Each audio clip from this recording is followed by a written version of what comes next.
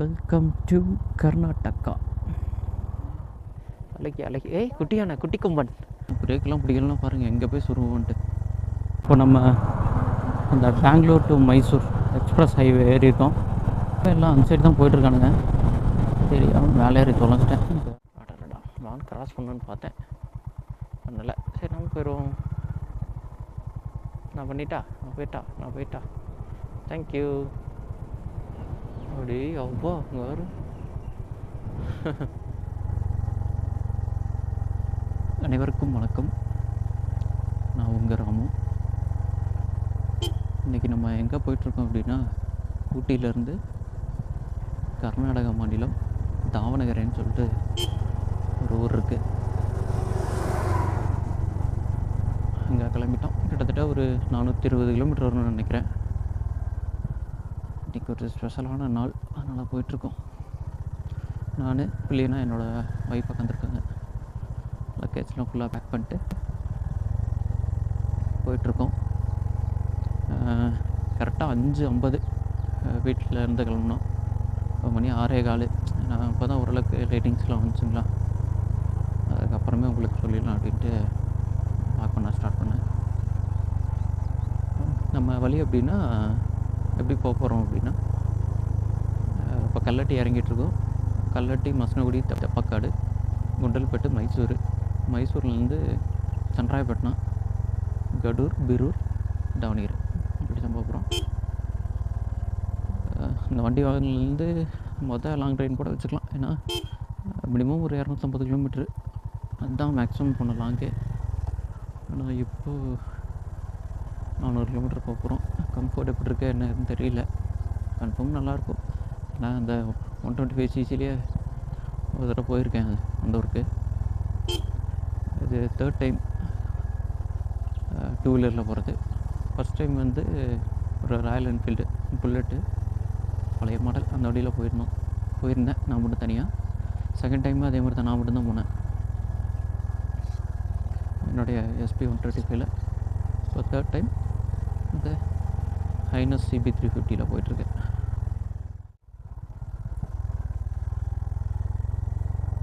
இந்த இடத்துல வந்து நிறைய ஆக்சிடெண்ட் ஆகிருக்குங்க. அதனால தான் பேரிகார்டு மாதிரி போட்டு விட்டு லெஃப்ட் சைடில் ஸ்பீட் பிரேக்கரும் போட்டாங்க. ஆனால் பிரேக்கெலாம் பிடிக்கலாம் பாருங்கள் எங்கே போய் சுருவோன்ட்டு. செம்ம ஸ்டீப்பான ஒரு இடம். கீழே பார்த்தீங்களா வியூ எப்படி இருக்குன்ட்டு. நல்லா கேப்சர் ஆகும் நம்புகிறேன்.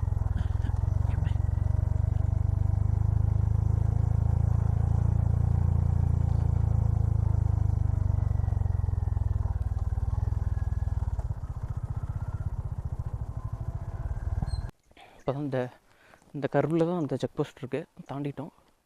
அங்கே காட்டெருமை 2 மேயுது. உங்களுக்கு தெரியுதான்னு தெரியல. இந்த இடத்துல நமக்கு வேகம் முக்கியம் இல்லை, விவேகம் தான் முக்கியம். பாருங்க ரொம்ப வேகமாக போகிற மாதிரி இருந்ததுன்னா கீரை போட்டு கிளச்சை விட்டிங்கன்னா ஓரளவுக்கு ஸ்லோவாகிடும்.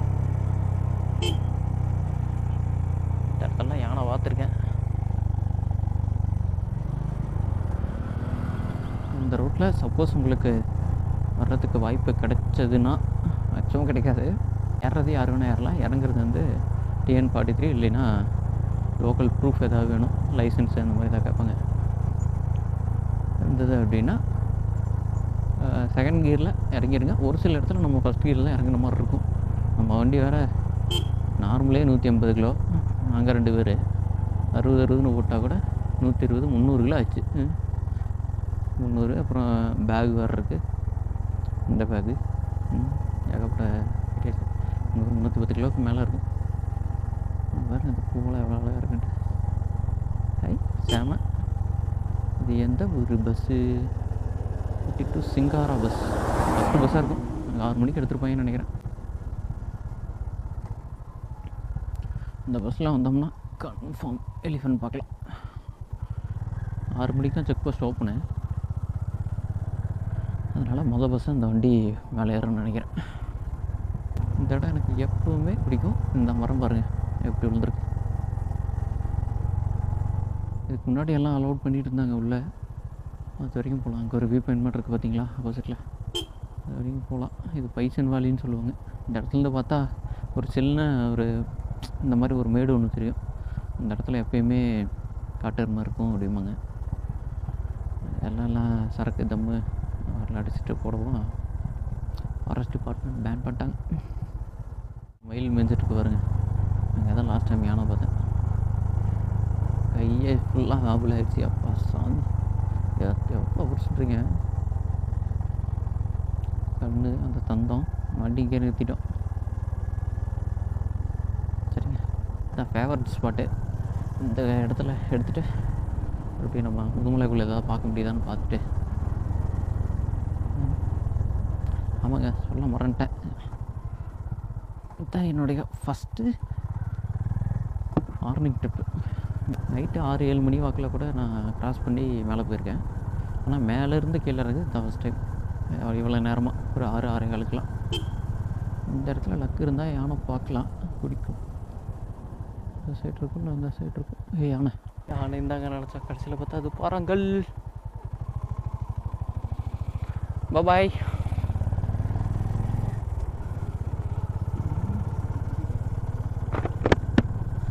யானை மட்டும் எத்தனை தடவை பார்த்தாலும் சலிக்காது.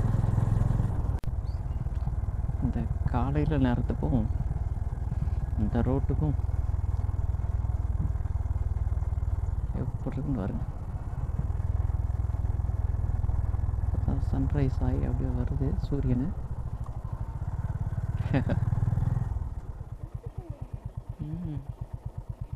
யானை வித்து குட்டி அழகி. ஏய், குட்டி யானை, குட்டி கொம்பன். குட்டி கொம்பன் அருமையான ஒரு தரிசனம்.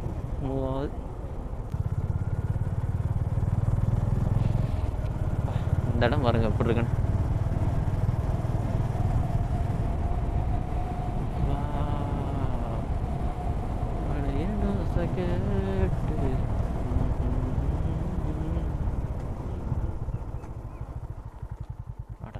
நான் கிராஸ் பண்ணணுன்னு பார்த்தேன், அதனால் சரி நம்ம போயிடுவோம். நான் போயிட்டா. தேங்க்யூ. அப்படி அவ்வா அங்கே வரும். அங்கே கொஞ்சம் கூட்டம் இருக்குது, அங்கே கொஞ்சம் இருக்கு பாருங்க.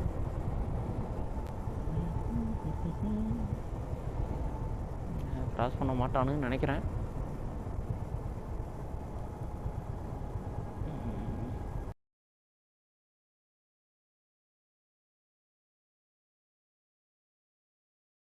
மணி இப்போது 7 ஆகுது. தெப்பக்காடு தாண்டி அடுத்து பண்டிப்பூர் நோக்கி போயிட்டுருக்கோம். பாருங்க, மழை பெஞ்சாலே அந்த ஃபாரஸ்ட்டு அப்படியே புத்துணர்ச்சி விட்டுறது. இங்கே பாருங்க, பச்சை பசேர்ட்டு செம. அப்படியே ஓட்ட ஆசையாக இருக்குது. இவ்வளோ சீக்கிரமாக இந்த ஃபாரஸ்ட்டுக்குள்ளே இப்போ தான் நான் ஃபஸ்ட் டைம் வரேன். அதாவது இப்படி நம்ம முதுமலை பந்திப்பூர் இந்த ரூட்டில் பாருங்க. மான்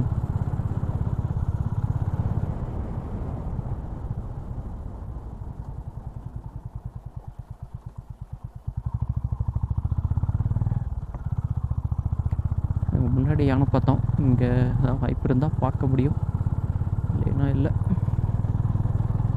காட்டெருமை.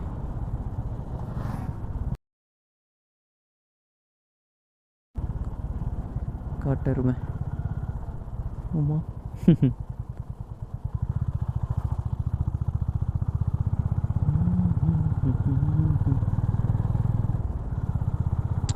நம்ம ரெகுலராகவே பார்க்குறதுனால அவ்வளோவா இன்ட்ரெஸ்ட் இல்லை. உங்களுக்கு காமிக்கலாம் அப்படின்றதுக்காக அப்படியே ஸ்லோ பண்ணி காமிக்கிறேன், அவ்வளோதான். இனிமே ஆனால் யானையை மட்டும் பார்த்தா என்னன்னு தெரியல, அது ஒரு புரியாத புதிர். Come to Karnataka. இங்கே ஆஃப் பண்ணுற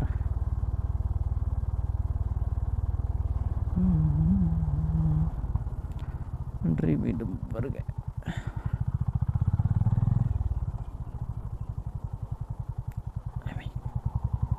இங்கே ஏதோ 2 வாட்டி நிற்கிது, என்னன்னு தெரியல. Visit acai Tamil Nadu forest department Mudumalai tiger reserve. சரிங்க, அதில் போனால் கர்நாடகா.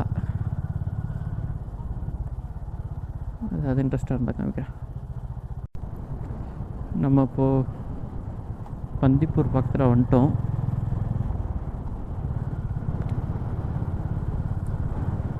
முன்னாடியெல்லாம் இந்த இடத்துல தான் கொஞ்சம் முன்னாடி இந்த இடத்துல தான் சஃபாரி கூட்டிகிட்டு போயிட்டு இருந்தாங்க. இப்போ சஃபாரி சென்டர்லாம் ஃபுல்லாக வழி எடுத்துகிட்டு போயிட்டாங்க. ஸ்டே ஆப்ஷன் மட்டும்தான் இங்கே.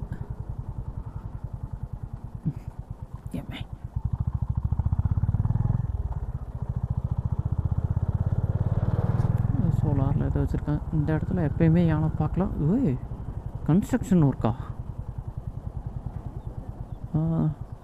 ஆழம் பண்ணுறாங்களாட்டுக்குது உள்ள குளத்தை ஆழம் பண்ணுறாங்களாட்டுக்குது. மண்ணெல்லாம் எங்கே போகுதுன்னு தெரியல. போவோம். ஓ, இது மேலேயே தூக்கி போட்டு விட்டாங்க. பரவாயில்ல.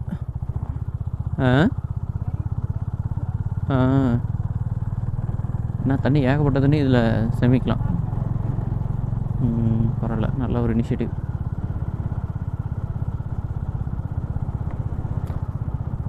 நைட்டு மட்டும் இந்த இடத்துல ஸ்டே பண்ணோம்னு வைங்க. உள்ள ஸ்டேலாம் இருக்குது. அதில் ஸ்டே பண்ணியிருந்தோம். கிட்டத்தட்ட 1000 மானு பக்கத்தில் பார்க்கலாம். அப்படியே நம்ம ரூம் சுற்றி படுத்து கிடக்கு. அங்கே மேய்ஞ்சிருக்கு பாருங்க.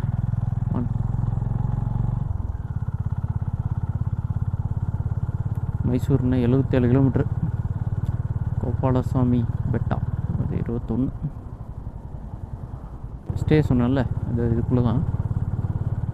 அது ஃபுல்லாக ஸ்டே தான். அப்புறம் இந்த ஃபாரஸ்ட்டுக்குள்ளே நமக்கு ரெஸ்ட் ரூம் வேணும்னா இங்கே இருக்கும். இந்த ரெஸ்ட் ரூம் வந்து யூஸ் பண்ணிக்கலாம். நானும் போயிடுவாரா?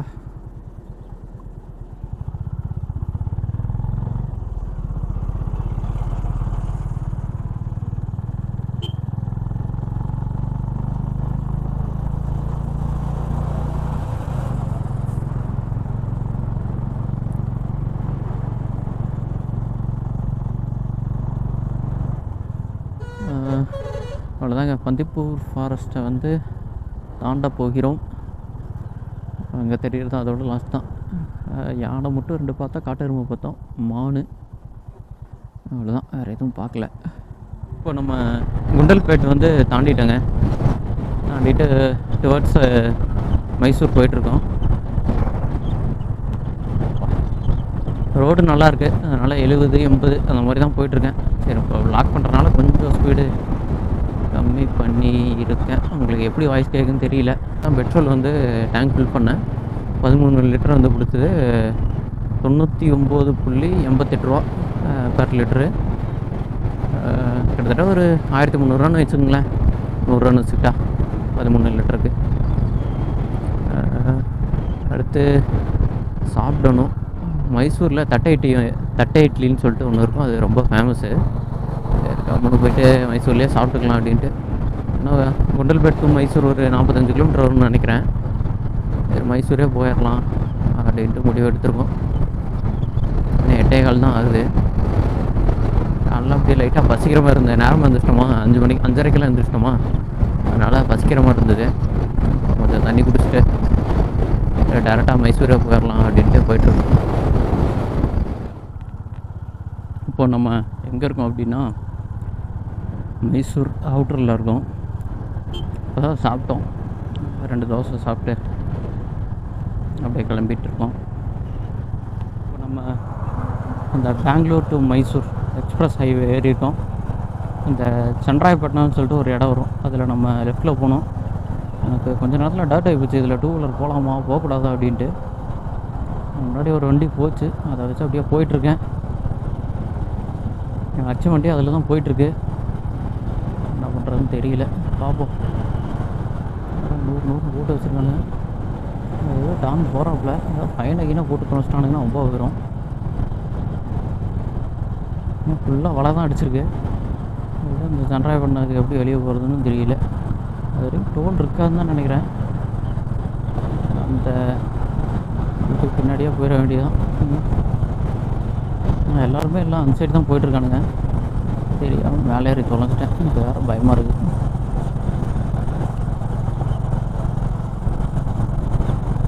முன்னாடி ஒரு வண்டி போகுது, அதை அப்படியே ஃபாலோ பண்ணி போய்க்க வேண்டியதான். ஸ்ரீரங்கப்பட்டினம் 500 மீட்டர். அப்போ சாமி.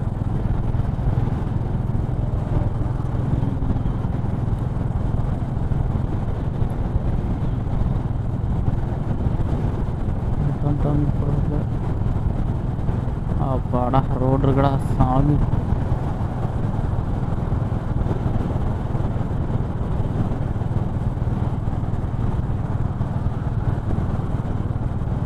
எந்தே போயிட்டேன்.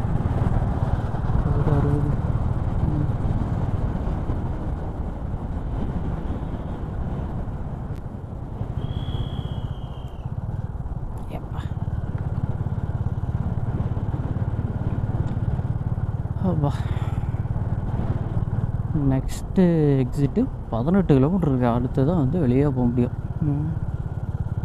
பரவாயில்ல. ஆனால் என்ன எனக்கு தெரிஞ்சு 2 வீலருக்கு மட்டும் அலோவ் பண்ணிடலாம். 2 வீலர் 3 வீலர் எதுவுமே அலோடு இல்லை இதில். வெறும் காரு பஸ்ஸு லாரி போகிறது மட்டும்தான் இது. ஆனால் ஃபுல்லாக ஆளை அடித்து வச்சுருக்காங்க.